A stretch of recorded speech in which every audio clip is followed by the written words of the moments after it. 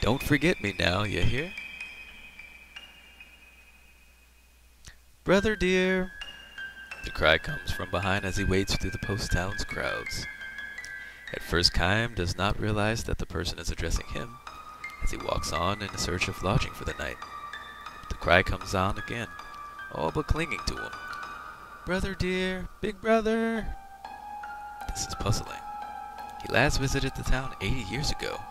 There can't be anyone here who knows him. Wait, big brother, don't go! His puzzlement begins to take on an eerie edge. But the voice addressing him as big brother can only belong to an old woman.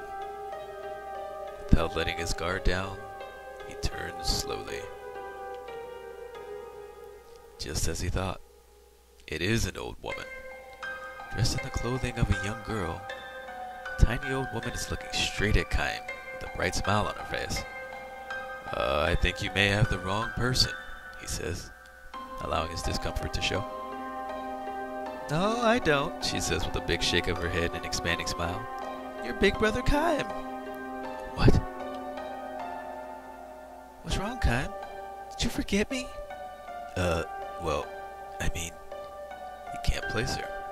Even if he were to succeed in doing so, he knows he has no acquaintances in this town. He wonders, could this be a chance re-encounter with someone he met once on the road? No, he's sure he doesn't recognize her. Strangest of all, why should this woman who looks old enough to be his grandmother address him as big brother? Don't pretend you don't know who I am, Chaim. You're so mean. She yells at him loudly enough that people in the crowd stop and stare at him. It's not just the fact that she is shouting, of course. People always have to shout to be heard in these crowded streets. That alone would not attract attention. The old woman's voice is different from a normal adult yell. It's like the innocent, unrestrained cry of a little girl who throws her whole body into her scream. People turn shocked expressions on the old woman and quickly avert their eyes. Their dismay is understandable. The old woman has stark white hair tied up with a colorful ribbon. Her hair and her dress has the same floral pattern and floppy sleeves as the little girl's. Many of the passerby look at the old woman with a mix of sympathy and pity on their faces. Gradually, Chaim begins to comprehend the situation. This old woman has simply lived too long. This is why the past, locked away in her memory, has become realer to her than the reality before her eyes. A middle-aged passerby tugs at Chaim's elbow. If I were you, I would just walk away. Don't get involved with her. She'll be nothing but trouble.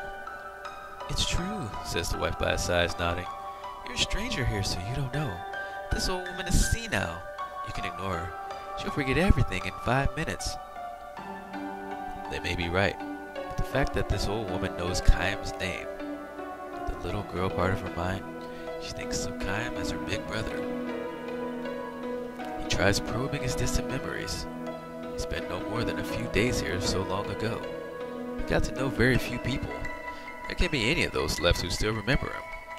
Chaim goes on standing before the old woman. The nosy middle-aged couple become indignant. You try to be helpful, and what does it get you? Let them work it out themselves, adds the wife. Let's just go, which they proceed to do. Winding up her voice for maximum shrillness, the old woman calls out to them as they walk off in a huff. Don't forget me now, you hear? In that instant, Chaim's memory makes the connection. The old woman greets his look of recognition with an expression of joy. You remember me now? I'm Shoo-Shoo. It's me, Shoo-Shoo. He does remember her, a little girl he met in this town 80 years ago. Perhaps 5 or 6 years old at the time, she was a precocious little thing, whose lack of shyness with strangers came from her being the daughter of an innkeeper.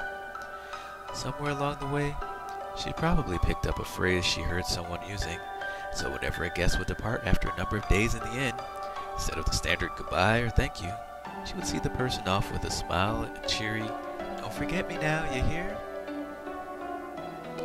Only now, when he is suddenly able to see the girl beneath the wrinkles, Chaim must avert his gaze from the old woman's face.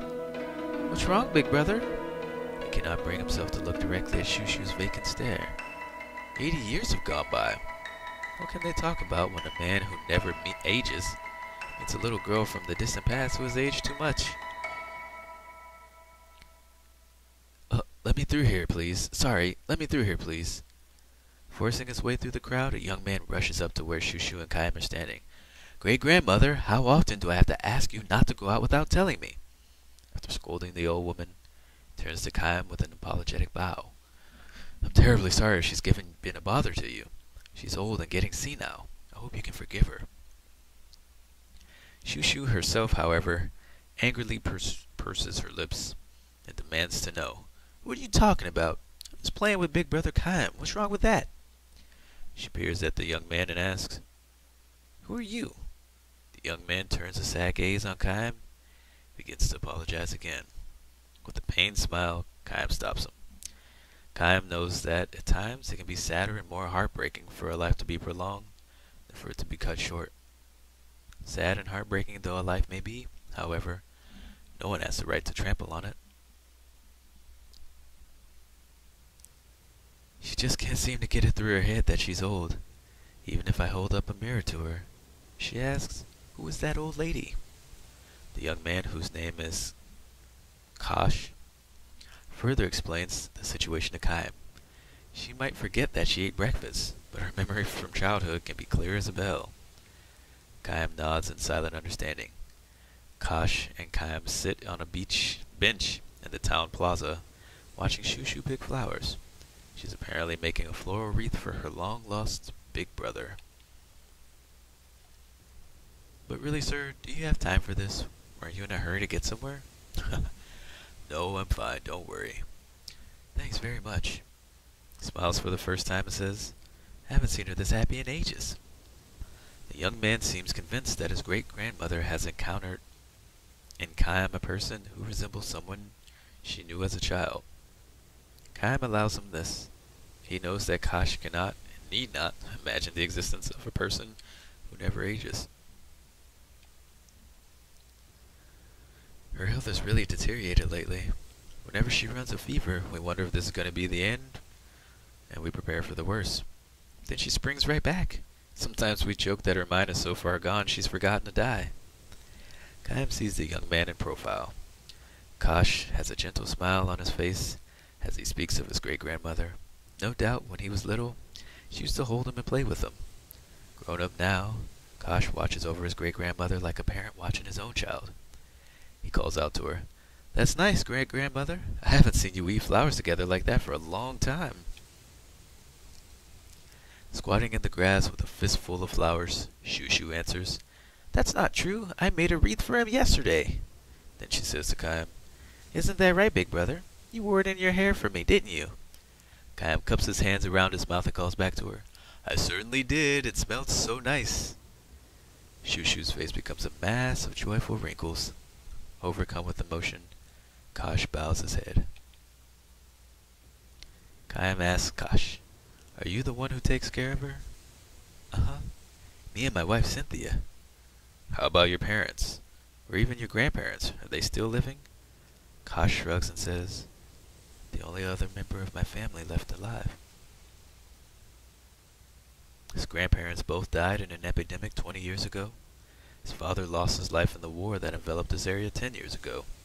His mother, Shushu's granddaughter, aged more rapidly than her own mother, and the lamp of her life was snuffed out 5 years ago. So my great-grandmother has to keep holding funerals over the years for her children and grandchildren. Before we notice, she'd become the oldest person in town. Must be lonely living that way. I'm sure, answers Kaim. It might even be a kindness of the gods to let people fade out mentally when they've lived too long. At least that's how I've come to see it lately.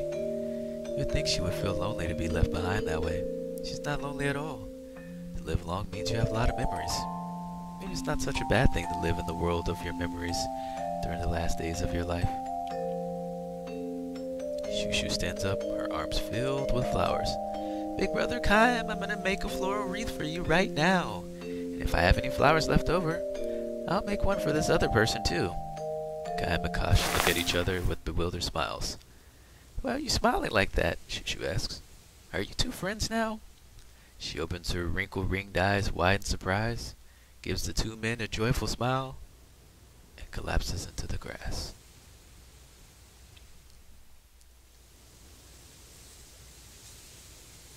Kosh starts to run for a doctor, but Kaim grabs his arm and holds him back, saying, You better stay with her. Ironically, Kaim, who can never truly know what it feels like to age, has been present for that very reason, at countless deaths over the years. His experience tells him that Shushu will not recover this time. Shushu is lying on her back where she has fallen, her armload of flowers now spread over her chest. Her face wears a smile. Wait just a minute, big brother Kaim. I'll make a wreath for you right away. Her mind is still lingering among her memories of the past. Will she stay like this to the very end? Keep fighting, great-grandmother. Don't let go. Kosh clings to her hand, tearfully shouting encouragement. But she may not even realize that this is her own great-grandson. It's me, great-grandmother. It's me, Kosh. You haven't forgotten me, have you? I bathed you last night. You knew who I was then, didn't you? Kosh appeals to her with all his might. Shushu, a girlish smile on her lips, is departing for that distant world. I'm gonna be a father soon, great-grandmother. Remember? I told you last night. Cynthia has a baby inside. It's gonna make you a great-great-grandmother. Our family's gonna grow. Another person with your fresh blood. Still smiling, Shushu grabs one of the flowers on her chest and her trembling fingers. She thrusts it toward Kosh, and in a voice no more than a whisper, she says, Don't forget me now. You hear? Kosh doesn't understand. Indeed, how could he know the little phrase she always used to speak long before he was born? Kaim puts his arm around Kosh's shoulder and says, Answer her. I know what you mean, great-grandmother. I won't forget you.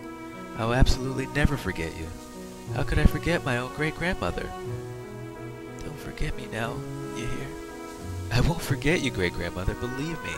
I'll always remember you. Don't forget me now, you hear? Shushu closes her eyes, lays her hand on the flower on her chest, as if groping there for something. She seems almost to be trying to open the door where the memories are sealed. Soft breeze moves over her. The flowers adorning her chest dance in the wind along with the memories. Surely among those memories is the Kaim of 80 years ago. Kaim snatches at one of the petals dancing in the wind and closing it in the palm of his hand. Shushu will never open her eyes again. She is left on a journey to a world where there is no past or present. The only ones she has left behind are Kaim, who will go on living forever, and Kosh, who is about to welcome a new life into the world. Clinging to her corpse, Kosh raises his tear-stained face to look at Kaim. Thank you so much, he says to Kaim the traveler. Thanks to you, my great-grandmother was so happy to be picking flowers at the very end. No, it wasn't thanks to me, Kaim says. He closes his fist on the petal in his hand and says to Kosh, I'm sure if she made a wreath, she would have given it to your sweet new baby. Kosh shyly cocks his head and mutters, I hope you're right. But then, smiling through his tears, he declares, I'm sure you are. About that promise you made to her, be good, and don't forget her. No, of course not. People go on living as long as they remain in someone's memory. With these words, Kaim begins to walk away slowly, but behind him he hears Shushu's voice. Don't forget me now, big brother Kaim. You hear? It is the voice of the little girl from 80 years ago, ringing ever clear, sweet and innocent, declaring farewell to the man who will travel life forever.